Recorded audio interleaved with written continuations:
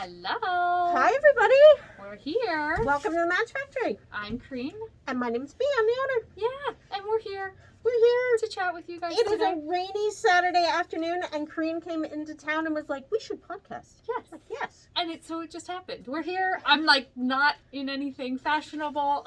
This is Saturday morning clothes. It's good. We're Yeah. here. We're here. So nice to see everybody. So the reason Kaireen is here is because Oh, she God. had gauge swatch drama. You guys want to hear about some gauge swatch drama? Probably not in the detail that Bea has helped me deal with it. We tried doing it over the phone, and we were discussing numbers and things and adding up, and my brain was, she's like, you know what? I can just come to town. Yeah. I'll see you in a few minutes. Yeah. So I came in and I brought her my swatches. Okay. So the first swatch, would you like to model the set swatch, is for the Heaet Warmer cowl. Look at that color. So So much fun. fun. This is the soda pop color in the Passion 8 from H&R's. You guys, this is like, it's neon as chartreuse green as you see on that camera is how bright It's it real. really is in person. Absolutely. I am so thrilled to be working with this yarn and to make this cowl. I cannot wait. So it is like a textured detail. I think I showed it maybe briefly on the podcast before. It's a textured stitch cowl. It's got lots of different fun things, but it requires a few needle sizes to maintain the structure, the Consistency? The width? consistent Yeah. width along the sides of the cowl. As you can see, it is a tube, not a wavy tube, because of the different textured stitches, which So when you do a cable, it pulls the fabric in tighter, or you do a bobble, it creates a little bit fatter, you know. Yeah, So and as you there's- change those with each of those texture stitches, the cowl actually uses 3 different size needles to keep it all at the same gauge. yes.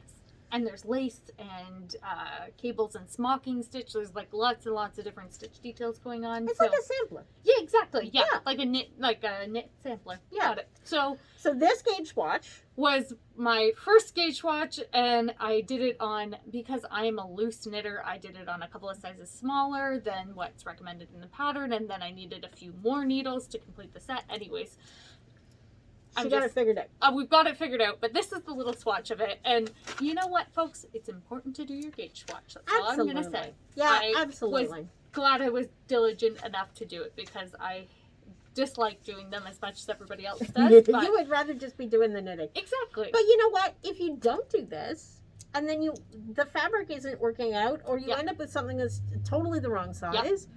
you Like have to do it all over again anyway. So Yeah. spend a little bit of time, do Exactly. the gauge swatch, and see if you like the fabric. Exactly. So I'm doing another project. I'm making the Camaro second swatch. Second swatch. Vanna.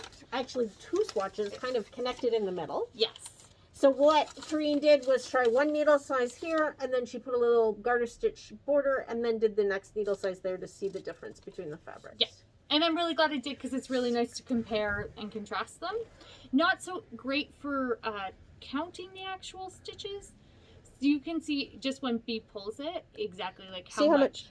This Yeah. one's the looser knit, and then this one's the tighter knit, and you can see the difference even just like how much light comes through the fabric. Yeah, especially when I hold it up against something like my light shirt. Yes. Yeah, so you prefer the tighter fabric. I do, and we've discussed based on the other yarn that I'm going to be using to make this sweater that it might grow a little bit with the superwash merino. Yeah, you've always got to keep that in mind, especially superwash and wool has been treated to make it not felt, which makes it smooth and slippery, so when it gets wet, it does drape way more than it does when it's dry. Exactly. Yeah. So I'm making the lovely Camaro by Tanis. Lovely. Anyways, so I'm going to do this similar to this one here with a beautiful palette that I have that I'm going to save for a little bit later, because there's a lot of different. All different, and it's all leftovers, right? It's all leftovers. Which is awesome. The body is going to be the navy vintage DK. Yes, and it's going to be stunning. So because that's going to be the most consistent yarn, and the yarn that's going to be the sleeves and the bottom of the body, as you can see in this picture, would be this color and that color. It's what I decided to swatch with just for consistency's sake. Excellent. And based on that, we're going to go with the tighter knit gauge and yeah. Adjust your needle size slightly. Exactly. Yeah. Awesome. Yeah, to what the pattern recommends for sure. Yeah. Yeah. But I always find that I have to go down a few sizes. That's just the kind of knitter I am. So. Absolutely. Yeah. I always have to go up. I'm a tight knitter. Yeah. I just like death throttle all the stitches, so I'm always adding. Yeah. And so, Yeah. you know that about yourself. I'm a loose, she's a tight. There's It's all somebody good. sometimes that's in the middle, Yeah. So, Absolutely. yeah, those are my 2 swatches. That's what I'm working on. And I'm really glad I can come into the store and get some expert advice. We can sit down and discuss it. Everybody Absolutely. needs that sometimes, when it comes to knitting. Absolutely. You're not alone in this world. Yes. So I don't have my knitting with me because we weren't expecting the podcast today. I am working on the Lake Arrowhead tee in Remix Light. Ooh. It's coming on beautifully. I've got the body done and I just split for the armholes. Oh, nice. It takes a little longer. It's simple. It's so simple that your brain wanders off and then you make a mistake. So I've got to sort of focus and get a few rows done at a time. It's coming along beautifully, and I've got some stripey crazy socks on the go. Nice. Yeah.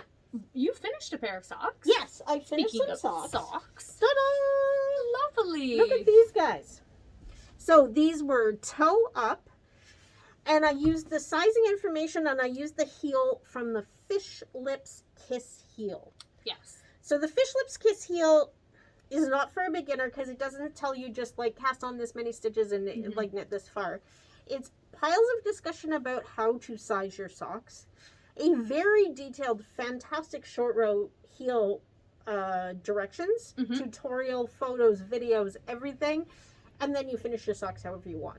Right. So it assumes a certain amount of competence that you know what you want in your sock. However, the sizing information is really detailed and fabulous. And this heel is amazing. It's so beautiful. There is absolutely not a gap or a loose stitch in the short row turning. It's just came out so nicely. I'm going to use it all the time. Yeah. So it's kind of like a recipe in which it gives you all the information, and then as we do with recipes, we salt and, spice to our liking. That's kind of what happens with this pattern. And it says, like, if you're doing a toe-up sock, cast on and do your increases. It doesn't tell you what the cast on is or what your increases or where they're going to be. So I've knit enough socks that I know where I want those to be and what I want. But then it gives you really detailed information and technique of how to get the right sizing, not how many stitches you need. So, yeah. That's awesome. Yeah, I can't say enough. Go and buy it on Ravelry. I can't offer it as a wholesale because she charges a whole $1. A single dollar, folks. $1. For a beautiful heel and a whole bunch of guidance in sizing. It's worth it just to go and buy it and sit and read it like an article and really take some things from it. Yeah. Awesome. Because I had purchased it a while ago and I had done this heel before and thought it was a nice heel, but I skipped all the sizing information. I'm like, I don't care. Like, this time I worked my way through her process. Awesome. With fabulous results. That's amazing. And this is using... This is Cactus Yarn Studios, one of her sock blanks.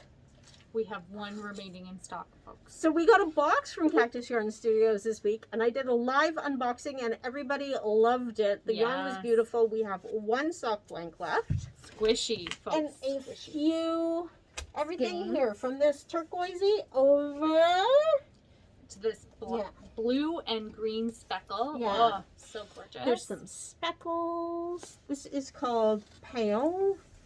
This is Peacock. That is Peacock. It's beautiful. Absolutely. Absolutely beautiful. It's beautiful. It's great stuff. Nice sock base if you are looking for socks. Lovely. Or shawl. Yeah. Yeah. Awesome. So we had a few other arrivals this week. Yeah. Do you want to talk about this? Yeah, sure.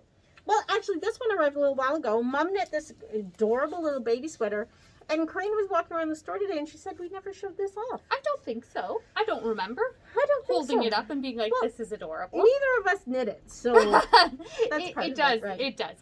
Yeah. Your mom makes beautiful samples for the store. She does, and absolutely. It's nice to get to show them off. So this yarn is called the Fashion Cotton Light and Long Tweed DK, which is a mouthful and ridiculous. But if it wasn't a big enough... So, for everybody looking at home, it looks like there's only one color in this ball, correct? Yeah. But there are... That's this. Okay. So, there's green and a couple different pinks and peaches. But tucked underneath that is another layer of other colors? This one is not that variegated. This one's sort of a tonal blue. There's a taupe, and then there's a pink. Unfortunately, some of the colors were back ordered. Happens. So this is 47% cotton, Mm. 43% acrylic, 7 polyamide, 3 viscose, and it is so soft. it is really soft. Yeah. Like this is like baby yarn. Yeah. For sure. Absolutely. I brought it in thinking baby, but it's an adult yarn, and actually we've sold quite a bit of it for summer tops. Oh, for sure. I could see Yeah. that too. Super cute. Yeah. So That's that's in the sample. store. We have got... These are so... I'm saying they're so beautiful already because Okay. they are. So these are stitch markers from a company called Pearlsmith. Pearlsmith is, what's her name? I'm forgetting her first name. I apologize. She's out in Seattle, and she was a jewelry maker first and a knitter, and she started making stitch markers. And they're using freshwater pearls and silver, silver stitch markers. Silver plate wire. Okay. It's non-tarnish. So beautiful. We have the sets of 6. She has these little sets, which are just adorable. They're called a 1+. So you get 1 pearl stitch marker, and then little rings to use as plain stitch markers around your work. So you mark the beginning of your round, and then you have those guys. And we showed off like the blue set, but there's many colors. Yeah, Correct? there's 3 different colors of the full sets. There's Can I see? 10 of these, I think. And then there's a little tray if you would like to just grab one of loose ones. single. If you want to just grab one and try them out. Yeah, They're so beautiful, pretty. you guys. Just lovely. Great if you have a knittery friend and you want to tuck something, you know. Yeah. A little gift for them. Absolutely. Yeah, beautiful. And then we have this really cool thing. This involves some, here, I'll hand you this. Yeah. Because I'm going to grab this. These things. Whoops! No big deal. We'll pick them up. A one at a time kind of These thing. involve a little bit of explanation. These are called a speed weave or a darning loom. They were, I understand, it's a little vague. I understand they were huge in World War I and II in Britain when there was a lot of make do and mend kind of thing going on. Okay. So what you do is you use that little loom to hold the stitches to do darning. That's awesome. Great for repairing socks. I've been playing on this old wool blanket because I'm going to keep this in store and it's going to be a more patch than not by the time I'm done. I'll replace the satin binding.